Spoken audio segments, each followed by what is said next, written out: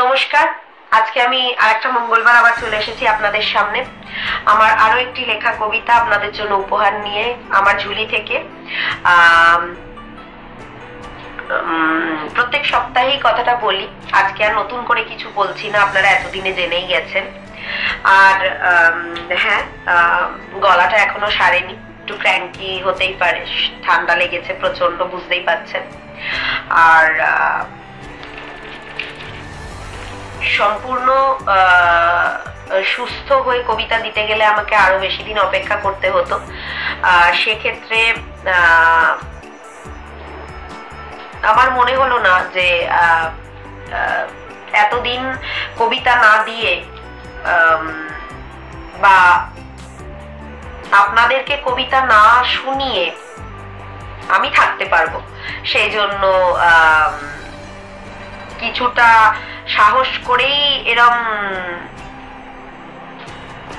এরকম একটা ঘরোয়া এইভাবে বিনা মেকআপে বিনা এতে বসে পড়ার সাহসটা করতে পেরেছি, কারণ আমি জানি আপনাদের উপর আমার সেই ভরসা আছে। আপনারা আমার কবিতা শুনছেন এবং সেই জায়গাটাই কোথাও গিয়ে আমাকে ভরসাটা দিয়েছে।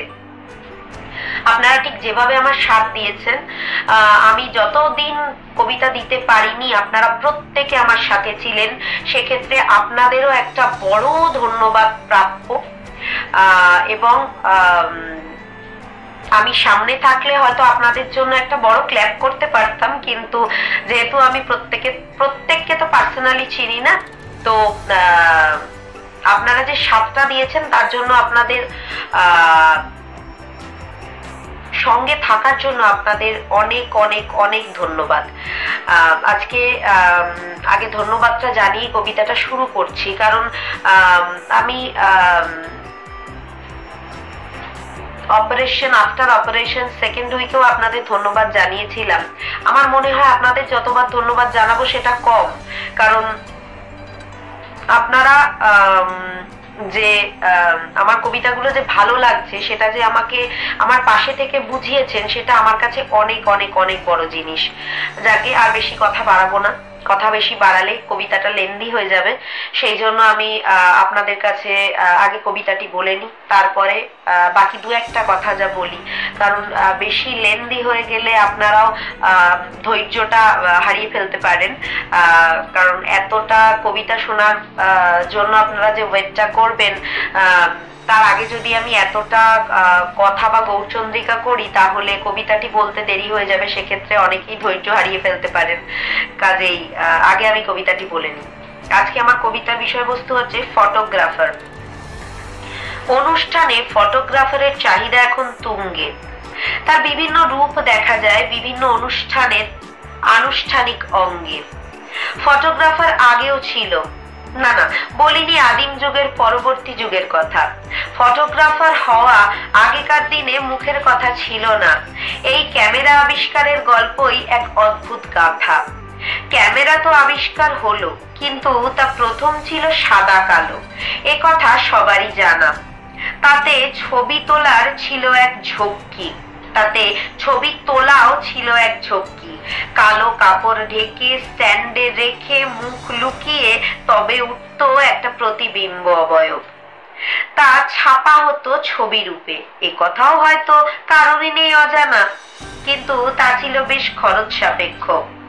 আজকালকার মতো ঘরে ঘরে সেলফি স্টিক আর মোবাইল নিয়ে আমাদের মতো ঘুরে বেড়ানো ফটোগ্রাফার তখন ছিল না।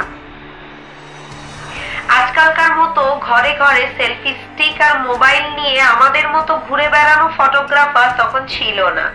তাই সর্বসাধারণের কাছে তা ছিল বিলাসিতা, যা অনেকাংশে উপেক্ষিত বা উপেক্ষ। তবে হ্যাঁ, মানুষ ফটোগ্রাফার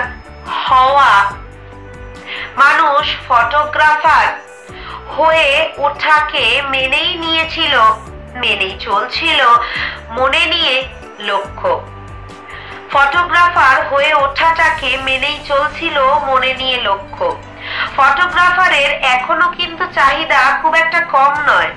যদিও ফটোগ্রাফার খুব সহজে এখন মোবাইলে ঘরে ঘরে ঘুরে তৈরি হয়। বিয়ে বাড়ি বা যে কোনো নিমন্ত্রণ বাড়ি বা কোনো বিশেষ পর্ব যাই হোক, তাতে ফটোগ্রাফারের ডাক পড়বেই। আবার ওয়াইল্ড লাইফ বা স্টিল ফটোগ্রাফি বা যারা শুট করে তারাও বিভিন্ন ক্যাটাগরির ফটোগ্রাফার। তার কোর্সও হয়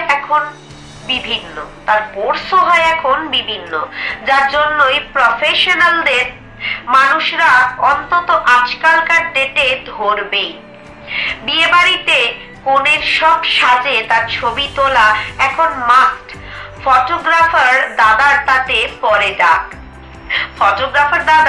পরে ডাক বলেই সবাই তারস্বরে, দাদা একটু ডাকছি, এদিকে এসো জাস্ট। বলেন সবাই তারস্বরে, দাদা একটু ডাকছি, এদিকে এসো জাস্ট। রিসেপশনেও হাজার ফটো, কেউ বলেন না দাদা হয়ে গেছে এবার বাড়ি যাও, এটাই লাস্ট। কেউ বলেন না দাদা হয়ে গেছে এবার বাড়ি যাও, এটাই লাস্ট। হ্যাঁ, যারা ফটোগ্রাফার তারা হয়তো কিছুটা ব্যাপারটা রিলেট করতে পারবেন, কারণ ওই একটা টাইম যখন যে ব্রাইড তার বেশ, যেহেতু আমারও ওই দিনটা পেরিয়ে এসেছে, যে ব্রাইড তার মনে হয় সে বেশ মডেল বা নায়িকা ফিল করে, কারণ তার প্রচুর ছবি ওঠে যেটা সাধারণ দিনে হয়তো ওঠে না, এবং একজন ক্যামেরা নিয়ে জুম করে তার ছবি তুলছে। এটা একটা মধ্যবিত্ত বা উচ্চ মধ্যবিত্ত বা নিম্নবিত্ত যে ঘরের মেয়েই বলুন, তার কাছে একটা বিরাট ব্যাপার। হ্যাঁ, হয়তো মডেল যারা বা যারা অভিনয় জগতের সঙ্গে যুক্ত বা যারা এই ডিজিটাল লাইফের সাথে যুক্ত, তাদের হয়তো রোজই ক্যামেরার সামনে দাঁড়াতে হয়, বসতে হয়, তাদের হয়তো ব্যাপারটা অতটা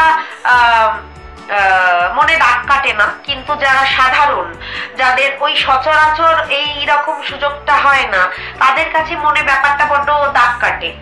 ওই সময় আমার কাছেও কেটেছিল, কারণ ওই সময় আমি হয়তো ডিজিটাল লাইফে ছিলাম না, সেই জন্য বেশি দাগ কেটেছিল।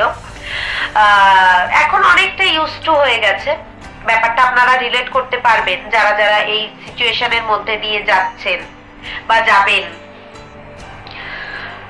যাক, আর বেশি কথা আজকে বাড়াবো না, যা রোজ মোটামুটি আমি বলি। আমার প্রত্যেকটা লিংক ডেসক্রিপশন বক্সে দেওয়া থাকে চ্যানেলের, এবং ফার্স্ট সেকেন্ড থার্ড কমেন্টে আমার আরো পুরনো কবিতার লিঙ্ক, নতুন কবিতার লিঙ্ক সবই দেওয়া থাকে, অন্য চ্যানেলের লিঙ্ক।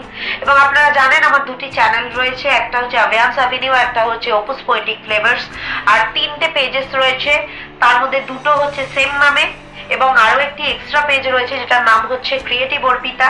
সেটাতে আমি বিভিন্ন রকমের জিনিস দিয়ে থাকি, হ্যান্ডক্রাফট থেকে শুরু করে গান থেকে শুরু করে সবকিছু। এখন যেহেতু আমার অসুস্থতাটা পুরোপুরি কমপ্লিট হয়নি, কমপ্লিট রিকভারি প্রসেস হয়নি, সো সেই অর্থটা, সেই জিনিসটা মাথায় রেখে আমাকে সেই জিনিসগুলো দিতে হচ্ছে, তার জন্য আমি আগে থেকে ক্ষমা প্রার্থী। এখন আমার পেন্টিংস বা হ্যান্ডক্রাফটের জিনিস সেরকম ভাবে আসছে না, বা আমি দাঁড়িয়ে যেভাবে ক্লাসিক্যাল বা নাচি সেই জিনিসগুলো আমি করতে পারছি না, সেটিকে আমার মাথায় রেখে চলতে হচ্ছে। আর হ্যাঁ, অবশ্যই আমার গলাটা একটু ক্র্যাঙ্কি শোনাচ্ছে, যেহেতু আমার ঠান্ডা লেগেছে, আমি আগেই বললাম। আর অবশ্যই আরো একটি কথা, আমি বই বা খাতা দেখে, বই বলছি, আমি খাতা দেখে বলার চেষ্টা করি কবিতা, যাতে আপনাদের সাথে আই কন্ট্যাক্ট অনেক সময় হয় না, কিন্তু যাতে ভুল ত্রুটি কম হয়, কারণ যেহেতু প্রফেশনাল নয় আমাকে সেটা বারবার মাথায় রাখতে হয়, এবং সেটা আপনাদেরকেও বারবার বলতে হয়, কারণ আমার ভুল ত্রুটি তো সেক্ষেত্রে হতেই পারে, এবং মানুষ মাত্রই ভুল ত্রুটি হয়ে থাকে, তার জন্য আমি আগে থেকে ক্ষমা প্রার্থী। এবং আমি কাউকে মিন করে কবিতা লিখি না, একটা র্যান্ডম বিষয় আমি তুলে নিই লেখিকা হিসেবে। কাজেই সেক্ষেত্রে যদি আপনাদের কারুর কবিতাটি খারাপ সেই অর্থে লেগে থাকে, কারণ যেটি পুরোপুরি অনিচ্ছাকৃত, তাহলে আপনাদের কাছে আমি আগে থেকে ক্ষমা প্রার্থী, আমাকে ক্ষমা করে দেবেন। কিন্তু কাউকে মেনশন করে বা কাউকে মিন করে কিন্তু একেবারেই আমি কবিতাটি লিখিনি বা কোনো কবিতাই লিখি না। এবং আপনারা আমাকে বিষয়বস্তু অবশ্যই জানাবেন, এবং নাম কোথা থেকে দেখছেন সেই বলে আমাকে বিষয়বস্তু সাজেস্ট করতে পারেন। আমার যদি মনে হয় আমি পারবো সাবলীল, তাহলে আমি অবশ্যই লেখার চেষ্টা করব। এবং যদি আমার কবিতা কোথাও ভুল ত্রুটি হয়ে গিয়ে থাকে, কোথাও মডিফাই করার দরকার হয়ে থাকে, তাহলে অবশ্যই আমাকে লিখে জানান। কমেন্টস আমি পড়তে ভালোবাসি আপনাদের, এবং আপনারা যে আমার পাশে আছেন, আপনাদের সাপোর্টটা আপনারা যে বুঝিয়েছেন, তার জন্য আমি আবারও আপনাদের কাছে কৃতজ্ঞ। আপনাদেরকে অনেক অনেক ধন্যবাদ, এবং আগামী দিনেও আশা করছি আপনারা আমার পাশে এইভাবেই থাকবেন, কারণ আপনারা পাশে না থাকলে এগিয়ে যাওয়াটা ইম্পসিবল। আজকের জন্য ধন্যবাদ, টাটা। আরো একদিন অন্য মঙ্গলবার কবিতার ঝুলি থেকে কবিতা নিয়ে চলে আসবো।